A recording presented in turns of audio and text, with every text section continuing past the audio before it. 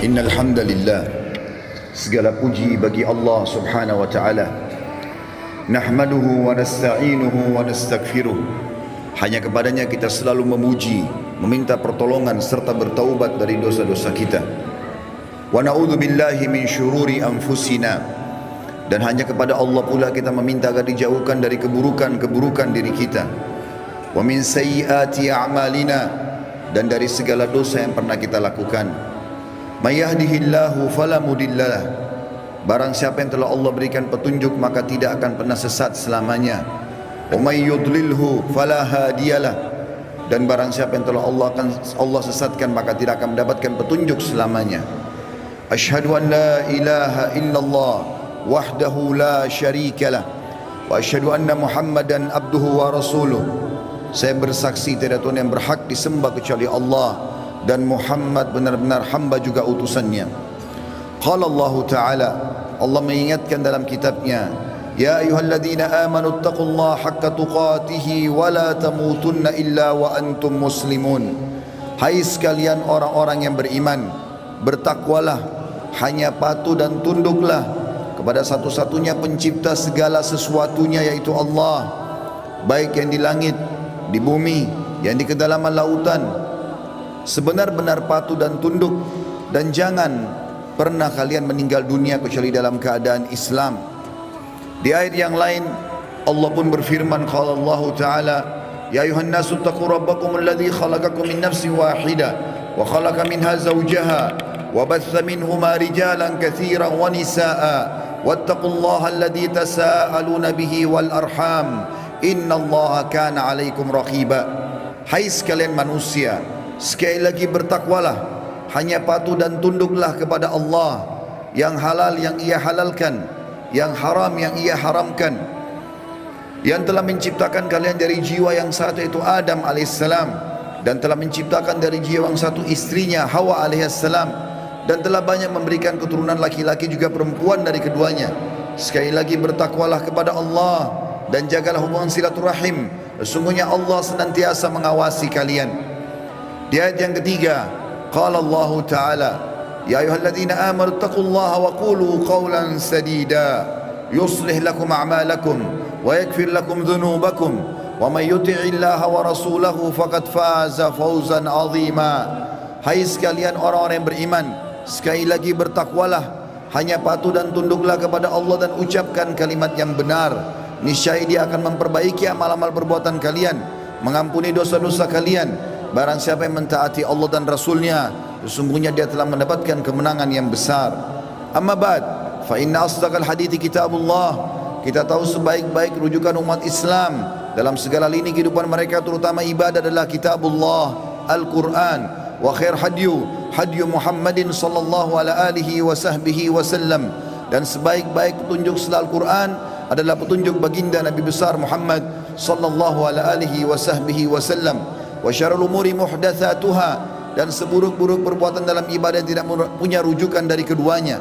Fa inna kulla muhdatsin bid'ah, karena perbuatan ibadah tidak punya rujukan dari wahyu dikenal dengan perbuatan baru dalam agama. Wa bid'atun dhalalah, perbuatan baru akan membawa pelakunya pada kekeliruan, dan final akan membawa pelakunya ke dalam api neraka. Saudaraku seiman rahimani wa rahimakumullah, apa yang saya bacakan tadi dikenal dengan khutbah hajah.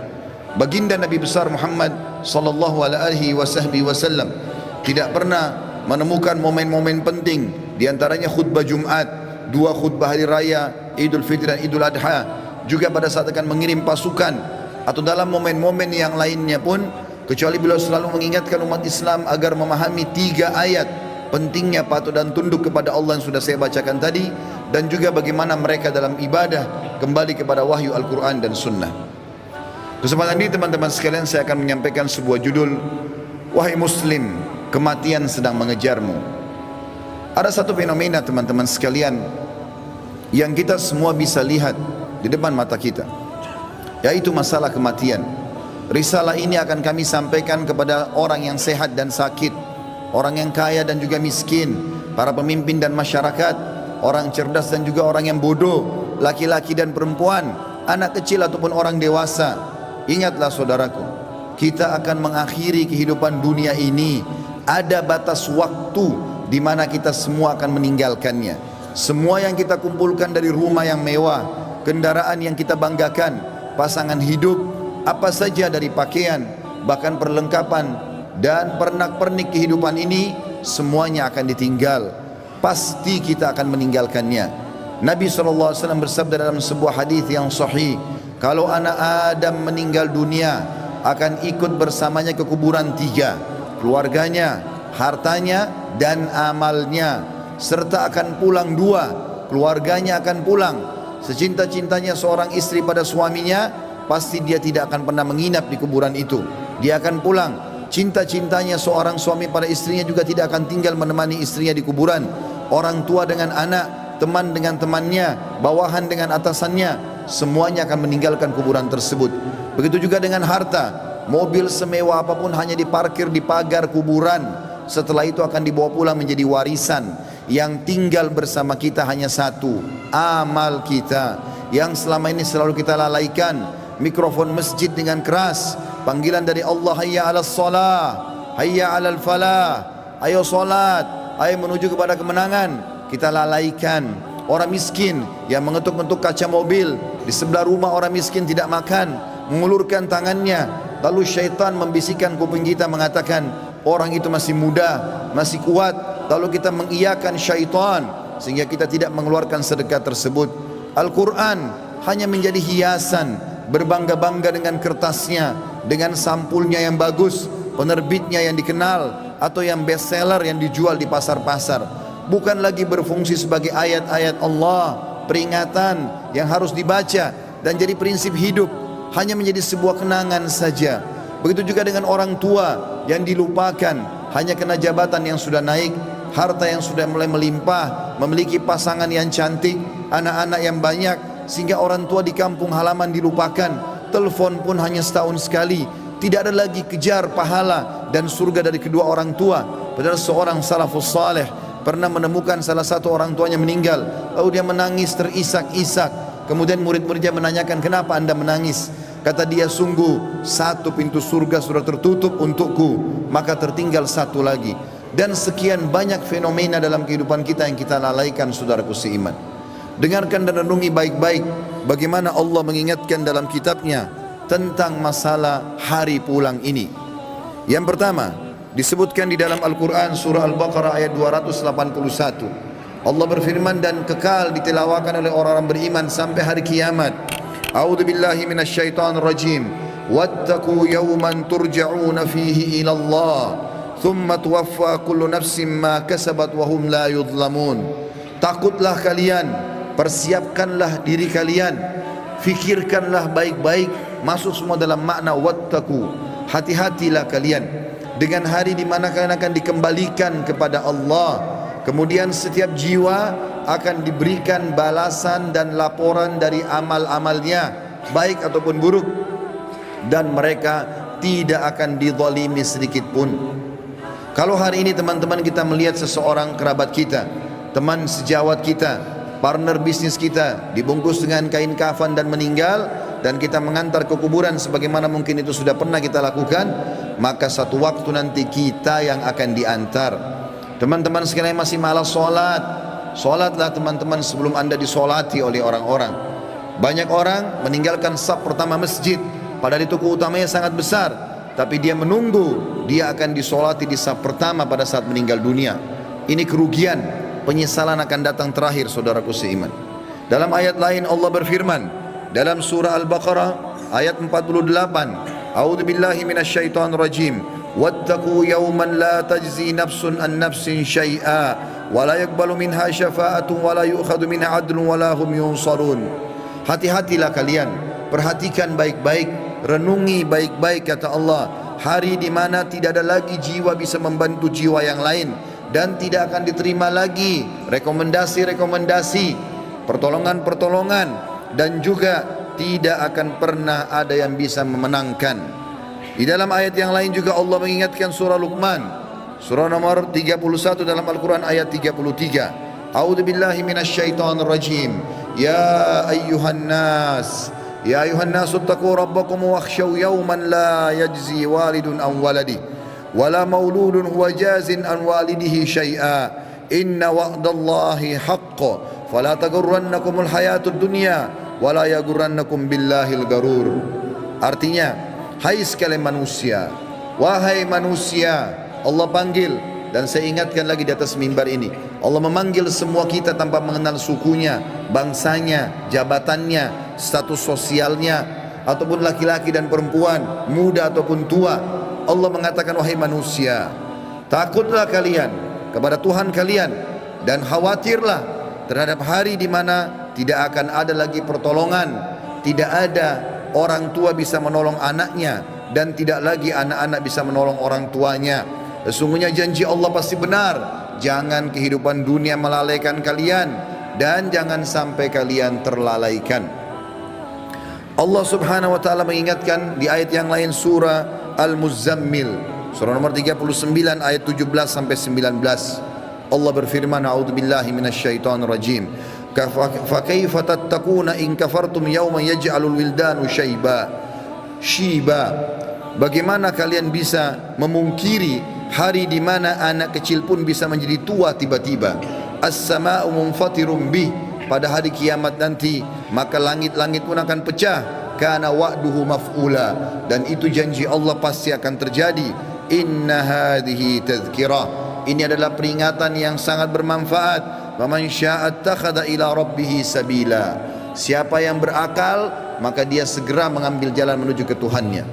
Saudaraku seiman, ada seorang soleh dulu kaya raya di zaman tabi'in di Irak. Dia lagi duduk di kebun kurmanya. Orang ini kebetulan sering ibadah, rajin sekali ibadah. Satu waktu dia pernah lalai beribadah. Ada beberapa waktu dari amal-amal sunnah yang dia tinggalkan, bukan amal wajib. Lalu kemudian di kebun kurmanya dia duduk, dan sering kali dalam beberapa hari di mana dia lalai itu, dia menyuruh pegawainya memetik kurma-kurma yang masih segar, ditaruh di depannya, lalu dia menyuruh semuanya bubar untuk dia nikmati sendiri kurma itu. Pada saat, dan kebunnya ini ditutup dengan pagar yang sangat tinggi, tidak ada yang bisa masuk, penjagaan yang sangat ketat. Maka pada saat dia lagi duduk menikmati kurma tersebut, tiba-tiba di depannya semak belukar ya, bergerak seakan-akan ada orang. Maka dia sambil marah mengatakan, siapa kamu? Begitu beraninya kamu masuk ke dalam kebunku tanpa izin. Maka tiba-tiba keluar dari semak belukar tersebut orang yang dia tidak kenal.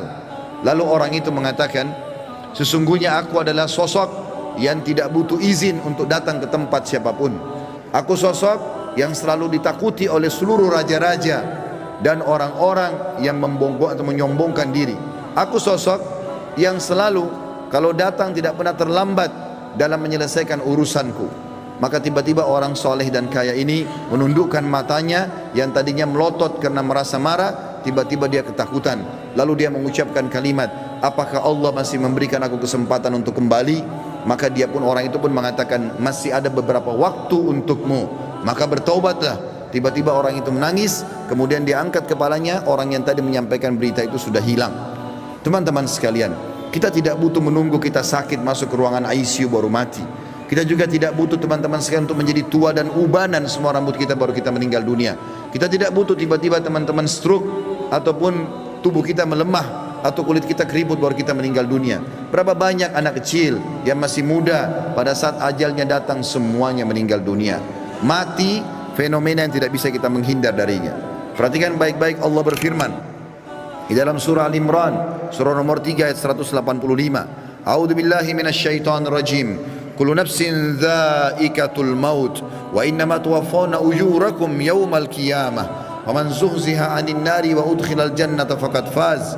Wa mal hayatud dunya illa mata'ul gurur.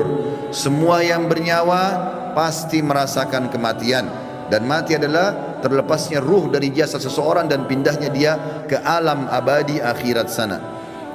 Dan setiap jiwa akan diberikan balasan pada hari kiamat sesuai dengan amalnya. Maka siapa yang bisa diselamatkan pada hari kiamat dari api neraka kemudian masuk ke dalam surga, sungguh dia telah beruntung. Ketahuilah, kehidupan dunia hanyalah kehidupan yang menipu belaka. Di dalam ayat lain Allah mengingatkan juga dalam surah Al-Anbiya, wahai para olahragawan yang merasa badannya berotot, kuat, segar, atau orang-orang yang menjaga kesehatannya dengan vitamin yang mahal, tidak akan bermanfaat pada saat ajal datang. Wahai orang-orang yang merasa hartanya banyak, orang yang selalu memerintahkan banyak pegawainya. Sadarlah teman-teman sekalian, bahwasanya itu hanya sebentar. Semua ada pertanggungjawabannya. Allah mengingatkan dalam surah Al-Anbiya, surah nomor 21 ayat 35. A'udzubillahi minasyaitonir rajim. Kullu nafsin dha'iqatul maut wa nabluukum bisyarri wal khairi fitnah wa ilaina turja'un. Semua yang bernyawa pasti akan mati, dan kami menguji kalian dengan kebaikan dan keburukan sebagai fitnah, maka kalian harus tahu kalian akan dikembalikan kepada kami. Maksudnya kata ulama tafsir, kebaikan adalah dengan jabatan, dengan harta, dengan kelebihan paras wajah, fisik, pasangan hidup, keturunan yang banyak. Itu cobaan dari Allah Subhanahu wa taala. Bersyukur tidak, digunakan dalam ketaatan kepada Allah atau tidak, dia tunggangi enggak itu untuk panen pahala yang besar pada hari kiamat. Begitu juga kami uji kalian dengan keburukan. Keburukan juga datangnya penyakit, gangguan orang, semua melalui itu. Bersabar tidak, sehingga akhirnya mendapatkan pahala yang maksimal pada hari kiamat. Di dalam ayat lain surah Al-Ankabut, surah nomor 29 ayat 57 juga Allah berfirman, A'udzubillahi minasyaitonir rajim. Kullu nafsin dha'iqatul maut, thumma ilaina turja'un. Semua yang bernyawa pasti akan mati.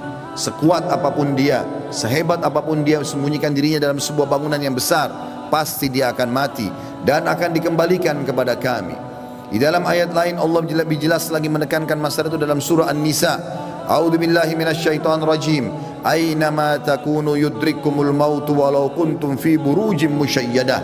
Dimanapun kalian sembunyi, pasti mati akan datang kepada kalian, walaupun kalian sembunyi di dalam bangunan yang sangat kokoh. Dan terakhir ayatnya adalah Allah SWT mengingatkan dalam surah Jum'ah, ayat yang sudah sangat masyhur, surah nomor 62 ayat 8. A'udzubillahi minasyaitonir rajim. Qul innal mauta alladzi tafirruna minhu fa innahu mulaqikum. Tsumma turadduna ila alimil ghaibi wasyahadati fayunabbiukum bima kuntum ta'malun. Katakan hai Muhammad, sampaikan kepada semua manusia, terutama umatmu, mati yang selama ini kalian tidak mau kenang, tidak mau ingat, tidak mau punya persiapan, pasti akan mendatangi kalian. Kemudian kalian akan dikembalikan kepada zat yang maha mengetahui yang gaib dan juga yang nyata, dan akan memberitahukan kepada kalian apa yang telah kalian amalkan.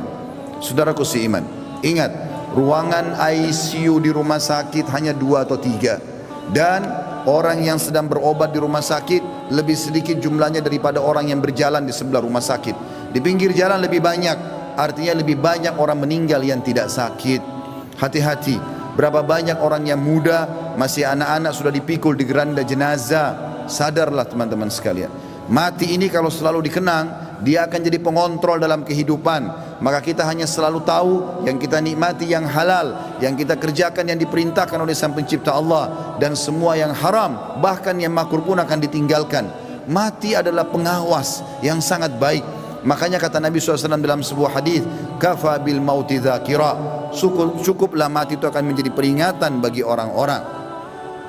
Demikian juga kata Nabi SAW dalam hadis, mengingatkan kepada kita, melengkapkan ayat-ayat tadi yang saya bacakan. Di dalam sebuah hadis yang sahih kata Nabi SAW, akthiru dzikra hadimal ladzat, ingatlah selalu dan perbanyak ya mengingat sesuatu yang menghancurkan semua kenikmatan, yakni al-maut, atau itu adalah kematian. Fa innahu lam yadhkuruhu ahadun fi diqi minal aishi illa wassa'ahu alaih. Tidak ada orang yang mengingat mati pada saat dia sedang sempit kehidupannya, lagi ada masalah besar yang dia hadapi, kecuali akan melapangkan hidupnya. Oh, ternyata saya akan mati. Maka penyakitnya jadi ringan, utang-utang yang berat pun jadi ringan, dan dia berusaha untuk menyelesaikan sebelum mati menyambutnya. Wala dzakarahu fi sa'atin illa dayyakahu alaihi. Dan siapapun yang mengingat pada saat dia lagi lapang, maka dia pun akan berhati-hati menyempitkan semua celah-celah di mana dia bisa melakukan perbuatan yang haram. Dalam sebuah hadis yang lain kata Nabi SAW, kata Abdullah bin Mas'ud, pernah sekali bersabda, malulah kalian kepada Allah dengan sebenar-benar malunya.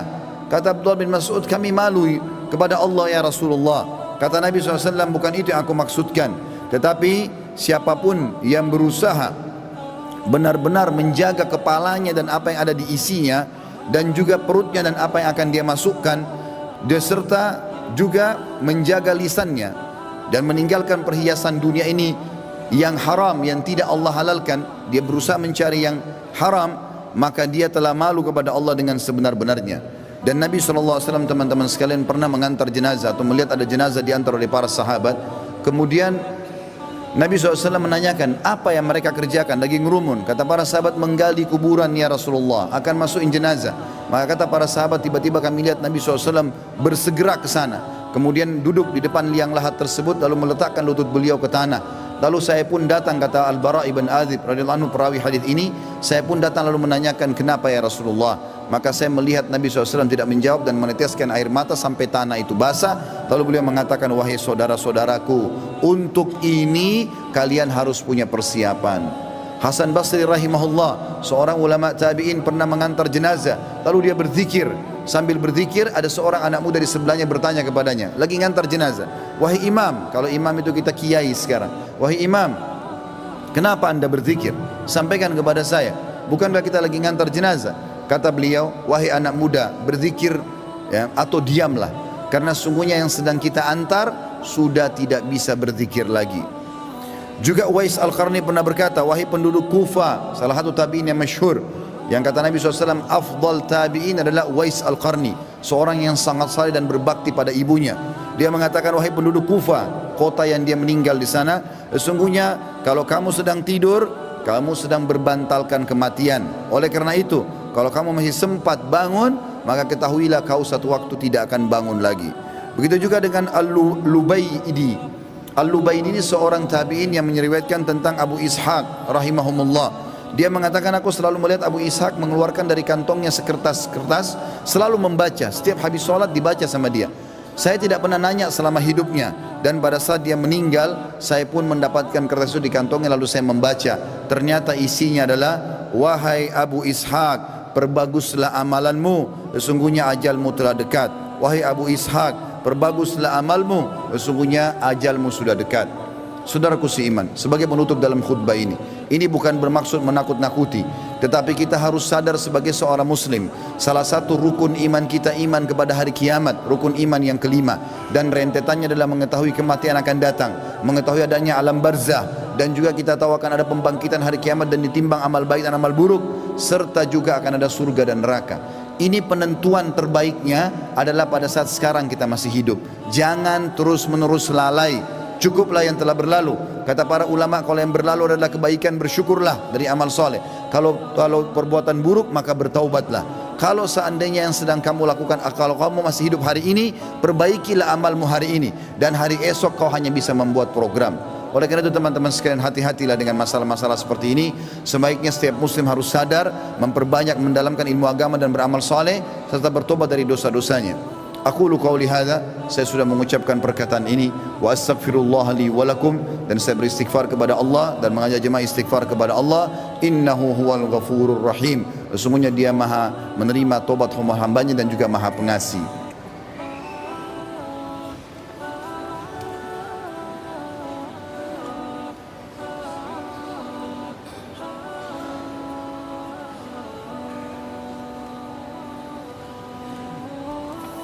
Alhamdulillah wassalatu wassalamu ala rasulillah. Segala puji bagi Allah subhanahu wa ta'ala, juga salawat dan taslim kepada Nabi besar Muhammad sallallahu alaihi wasallam. Sebelum berdoa teman-teman sekalian, Uthman bin Affan radhiyallahu anhu, di masa akhir hidup beliau, Uthman bin Affan tidak ada seorang muslim pun mungkin yang tidak mengenalnya, anak mantu Nabi sallallahu alaihi wasallam dan dijamin baginya surga. Pernah membaca ayat tentang kuburan, hatta zurtumul maqabir. Kemudian beliau menangis, meneteskan air mata sampai pipinya semua basah, jenggotnya basah, dan Qur'annya pun yang dia pakai baca basah. Sampai karena tidak tahan lagi dia pingsan. Istrinya datang membangunkan, tidak bisa bangun. Lalu istrinya memanggil beberapa sahabat yang masih hidup waktu itu, kemudian mengatakan, coba lihat Uthman. Mereka pun datang membangunkan, tidak bangun. Sampai dipercikan air berulang kali, barulah Uthman bangun. Lalu ditanya oleh beberapa sahabat, wahai Uthman, kenapa anda sampai pingsan baca Al-Quran? Kata dia, saya membaca ayat tentang kuburan, maka saya pun ketakutan. Maka kata orang-orang di sekitarnya, apakah kamu takut sementara kamu ini siapa? Anak mantu Nabi SAW, dapat jaminan surga, dan sudah banyak sekali hadis yang merupakan keutamaan kamu. Maka Uthman mengatakan, betul yang kalian ucapkan, Nabi SAW menjamin bagiku surga, tapi Nabi SAW tidak menjamin bagiku kuburan. Mungkin aku disiksa dulu, kemudian baru aku menuju ke sana. Oleh karena itu teman-teman sekalian, tidak ada jaminan bagi seseorang kalau dia akan selamat, dan yang akan menyelamatkan dia hanya diri dia sendiri. Makin ikhlas, makin banyak amal, maka makin selamatlah dia.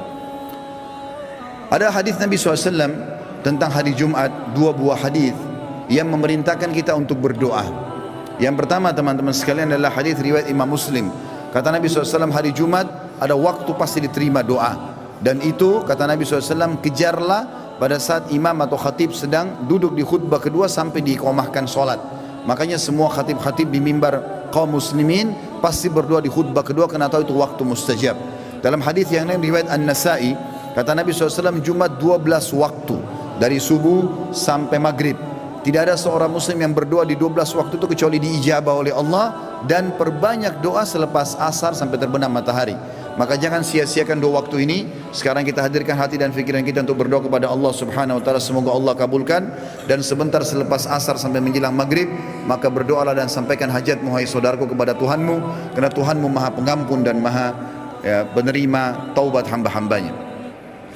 Alhamdulillahi Rabbil Alamin. Kami memuji-Mu ya Allah sebagaimana layak Kau dipuji sebagai pencipta. Kami tahu dan yakin Engkau sedang melihat kami, kerana Engkau Maha melihat. Mendengar kami kerana Engkau Maha mendengar, dan mengetahui semua niat dan gerak-geri kami kerana Engkau Maha mengetahui. Kami tidak berkumpul di rumah-Mu ini ya Allah kecuali untuk menjalankan salah satu perintah-Mu. Maka terimalah amal ini dengan pahala yang sempurna. Ya Allah, terimalah seluruh amal-amal kami yang telah kami lakukan dari awal kami balik, semuanya dengan pahala yang sempurna. Begitu pula yang sedang kami kerjakan, begitu juga yang akan kami kerjakan sampai menjelang ajal datang nanti. Begitu juga dengan amal kedua orang tua kami dan seluruh kerabat kami. Ya Allah, ampunilah kami, kedua orang tua kami, seluruh kerabat kami, muslimin dan muslimat, mukminin dan mukminat, yang hidup dan juga yang sudah meninggal. Ya Allah, kami mohon kepadamu agar Engkau menjadikan negeri kami Indonesia negara yang aman, tentram, damai. Seluruh umat Islam di bawah naungan ukhuwah Islamiyah, diangkat perselisihan di antara mereka, dan dalam ibadah mereka kembali kepada wahyu Al-Quran dan Sunnah. Dan karuniakan kami ya Allah pemimpin-pemimpin muslim yang adil, yang kembali kepada Al-Quran dan Sunnah, meninggikan agamamu ya Allah, dan menyebarkan keadilan serta kemakmuran di tengah-tengah masyarakat. Lunasilah utang negeri ini, dan jadikanlah negeri kami negeri yang makmur, tentram, dan menjadi contoh bagi negara-negara yang lain. Dan kami mohon kepadamu ya Allah agar Engkau menolong saudara kami di Palestina, di Syria, di Yaman, di Irak, di Myanmar, di Ahsa, dimanapun mereka berada sedang tertindas. Ikhlaskan niat mereka, terima para syuhada mereka, muliakan Islam di tangan mereka dan tangan kami semua, serta ikut sertakan kami bersama mereka di pahala, baik dengan doa, dengan harta, juga dengan jiwa kami. Dan ya Allah, satukanlah kami semua yang hadir di majlis ini di Jumat yang mulia ini di surga Firdaus tanpa hisab. Wa sallallahu nabiyana Muhammadin walhamdulillahi rabbil alamin. Inna Allah ya'muru bil adli wal ihsan. Ketahuilah saudaraku seiman, Allah selalu menyuruh kita berbuat kebaikan dan keadilan. Wa yanha 'anil fahsya'i wal munkari wal baghi. Allah larang perbuatan mungkar, keji dan maksiat. Ya'idzukum la'allakum tadhakkarun. Itu peringatan dari Allah, jadikan sebagai pegangan hidup kalian. Fadhkurullahal azima yadhkurkum. Ingat selalu Allah, Allah akan ingat kepada kalian. Washkuruhu ala ni'ami yazidkum. Syukuri nikmatnya, dia pasti akan tambah. Wala dzikrullahi akbar. Mengingat Allah ada amal yang paling besar. Wa aqimis shalah, dan dirikanlah salat.